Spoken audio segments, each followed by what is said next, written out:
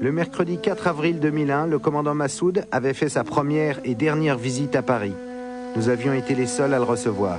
Je vous propose de revoir cette interview. Mon commandant, bonjour. Quelques mots en français. Je sais que vous avez fait vos études au lycée français à Kaboul. Montrez-moi comment vous parlez le français. Il y a beaucoup de gens que je n'ai pas parlé français. C'est bien que vous parlez en français et je réponds en persan. D'accord. Alors, est-ce que vous trouvez normal qu'on parle plus de l'Afghanistan ici, en Occident, à cause des Bouddhas, de la destruction des Bouddhas, de Bamiyan, que de la façon dont on traite, par exemple, les femmes, dont les talibans traitent les femmes? Il était nécessaire d'en parler parce qu'il s'agit d'un crime contre la culture. Mais il faudrait certes parler davantage des douleurs qu'engendre l'oppression des hommes et des femmes afghanes, du peuple afghan tout entier, et surtout de l'oppression des femmes qui subissent une situation impossible. Quelles sont les interdictions les plus délirantes des talibans? J'ai vu par exemple qu'ils ne veulent pas qu'il y ait de colombes en liberté, pas de cerf-volant, pas de bicyclette, ou en tout cas pas de roue de bicyclette, parce qu'il paraît que ça permet de capter la radio ou la télévision.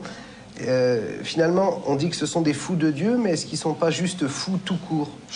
Nous qui habitons en Afghanistan, nous voyons et nous entendons des choses qui nous surprennent, et nous nous demandons si ces talibans sont réellement afghans, s'ils ont vécu auparavant dans ce pays ou pas. Un exemple, voilà quelques jours, des jeunes gens ont subi des situations dégradantes parce qu'on leur reprochait d'avoir été coiffés à l'image d'une star de cinéma. Des barbiers et des coiffeurs ont été emprisonnés. Depuis l'invasion soviétique en 79, vous n'avez cessé de vous battre, donc ça fait 22 ans. On vous doit d'une certaine façon la chute du mur de Berlin, la fin du communisme en URSS, avec la bénédiction de l'Occident. Alors aujourd'hui que vous voulez libérer votre pays, pourquoi personne ne vous aide? J'espère qu'il y aura des changements dans l'attitude de l'Occident et que l'Occident se trouvera dans l'obligation de nous venir en aide. Cependant, je crains que cette aide ne nous parvienne trop tard. Vous avez fait tout ce chemin de la vallée du Panjshir jusqu'à Paris et vous n'êtes reçu ni par le président Chirac ni par le Premier ministre Jospin. Est-ce que ça n'est pas un peu vexant? C'est le Parlement européen qui m'a invité et je suis donc en France parce que le Parlement se trouve sur le territoire français. Je n'ai donc pas de préoccupation majeure par rapport à la question que vous me posez. Sans l'aide du Pakistan, les talibans n'auraient jamais pu prendre le pouvoir chez vous, en Afghanistan. Mais le Pakistan est l'allié des États-Unis. Est-ce que c'est pour ça que vous êtes aujourd'hui en Europe et pas aux États-Unis? Il n'y a pas de doute qu'à l'origine, le Pakistan et un certain nombre d'autres pays ont soutenu les talibans. Mais la situation ne se présente plus de cette façon-là. Et comme je l'ai précisé, ma visite fait suite à une invitation qui m'a été adressée par la présidente du Parlement européen. Il y a 2 ans, l'ONU est intervenue au Kosovo. Est-ce que vous aimeriez une intervention militaire de ce type en Afghanistan? La question primordiale est la question de la paix en Afghanistan.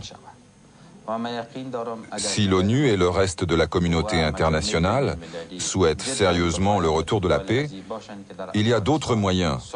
Une intervention militaire n'est pas nécessaire. Pourquoi est-ce que vous dites sérieusement? Pour l'instant, ils traitent cette question un peu par-dessus la jambe. Si la communauté internationale, et notamment les grandes puissances, exerçaient des pressions comme l'ont fait les États-Unis lors du conflit qui opposait l'Inde et le Pakistan au sujet de Kargil, s'ils le faisaient avec la même détermination, avec la même intensité, alors ceci permettrait le retour de la paix en Afghanistan. En fait, le secret de ce retour à la paix, c'est la fin de l'ingérence du Pakistan sur l'Afghanistan. L'ONU soupçonne l'Afghanistan d'être le principal producteur d'opium au monde. Vous confirmez ou pas?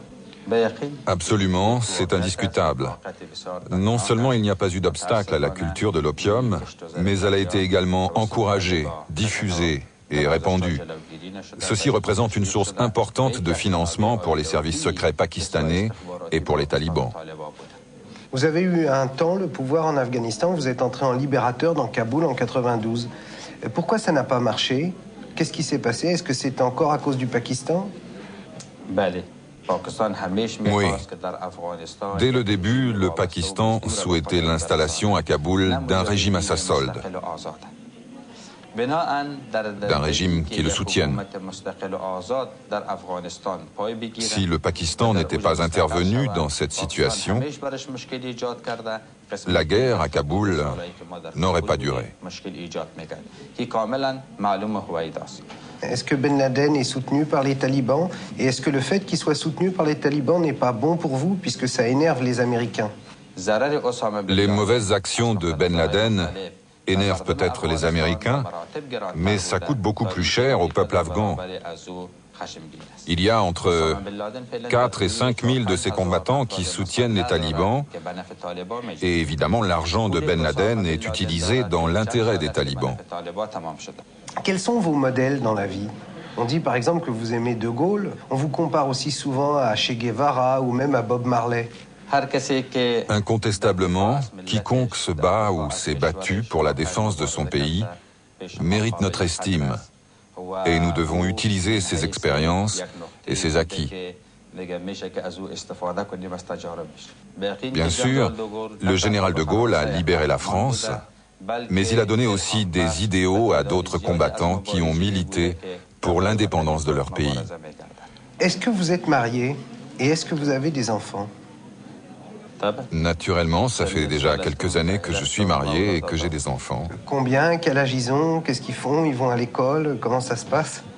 J'ai 6 enfants en bas âge qui vont à l'école, qui étudient. Dernière question, maintenant qu'on se connaît, est-ce qu'on peut se tutoyer? C'est mieux si nous nous tutoyons maintenant. Ok, merci. Merci.